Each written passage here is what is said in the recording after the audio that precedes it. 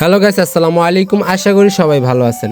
আজকে আমরা আপনাদের সামনে আরেকটি অলৌকিক ঘটনা নিয়ে হাজির হয়েছি। সেটা হচ্ছে এই যে একটা ছাগল জন্ম নিয়েছে আজকেই। সেই ছাগলটার ৮টা পা, মানে ৮টা পা নিয়ে সে জন্মগ্রহণ করছে। তার মনে করেন এটা হলো 2টা বাচ্চা হওয়ার কথা, যেখানে দেখাই যাচ্ছে যে তার নাভির সাথে একজাস্ট আরেকটা বাচ্চার মতন।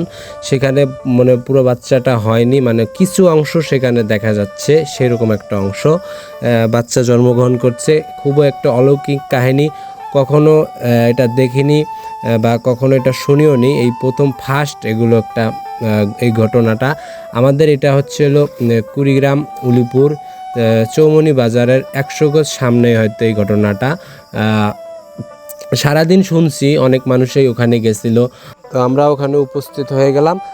তারপরে আমরা বাচ্চাটার মালিক বা ছাগলটার মালিকের কাছে শুনতে পারলাম যে ছাগলটা জন্মগ্রহণের পরে 2বার দুধ খাইছে, মায়ের দুধ খাইছে। তারপরে ঘটনাস্থলে অনেক লোক, সারাদিন বোঝেনি তো এরকম একটা কাহিনী কখনো মানুষ দেখেনি, সেজন্য অনেক মানুষেরই ভিড় হয়েছিল। সেজন্য কেউ কেউ নাকি বাচ্চাটার মুখে হাত দিছে, সেই জন্য বাচ্চাটা এখন দুধ খাচ্ছে না। সেজন্য সবাই দোয়া করবেন যেন বাচ্চাটা একটু দুধ খায়। তো গাইস, এতক্ষণ থেকে যে ভিডিওটা দেখলেন সেটা আসলে একটা অলৌকিক কাহিনী।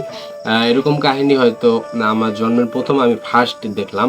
সো গত কয়েক বছর আগে আমরা টিভি চ্যানেলে অনেক দেখছি যে যমজ বাচ্চা, তার এক পা, মানে এক পাশের একটা পা, আরেক পাশে আরেকটা পা, আর এক পাশের একটা হাত, আরেক পাশে একটা, মানে যমজ বাচ্চা অ্যাডজাস্ট হয়ে থাকে। তো সেই রকম একটা বিষয় ঘটছে আজকে আমাদের এই জায়গায়। বিষয়টা হলো যে ছাগলের নাভির মধ্যে আরেকটা যেটা বেজে আছে, সেটা হচ্ছে 4টা পা আর একটু কিছু পেটের অংশ বেজে আছে সেখানে। হয়তো সেখানে 2টা ছাগল জন্মগ্রহণ করতো, যমজ বাচ্চা। সেই অবস্থাতেই আল্লাহ পাকের একটা লীলা খেলা, সেটা বোঝা বড় দায়। আল্লাহ তাআলা লীলা খেলা তো বোঝা বড় দায়, সেটা আমরা সবাই জানি। সো গাইস, সবাই দোয়া করবেন যেন বাচ্চাটা বেঁচে থাকে, আর যদি মারা যায় সেটা আল্লাহর উপরে ভরসা। সো একটা অলৌকিক কাহিনী, এটা কোনোদিন কেউ আপনারা না আসলে হয়তো বিশ্বাস করবেন না। সো তারপরেও আমি যেভাবে দেখানোর চেষ্টা করছি, অবশ্যই আপনাদেরকে বিশ্বাস করতে হবে। সো সবাই ভালো থাকবেন, দোয়া করবেন, সুস্থ থাকবেন।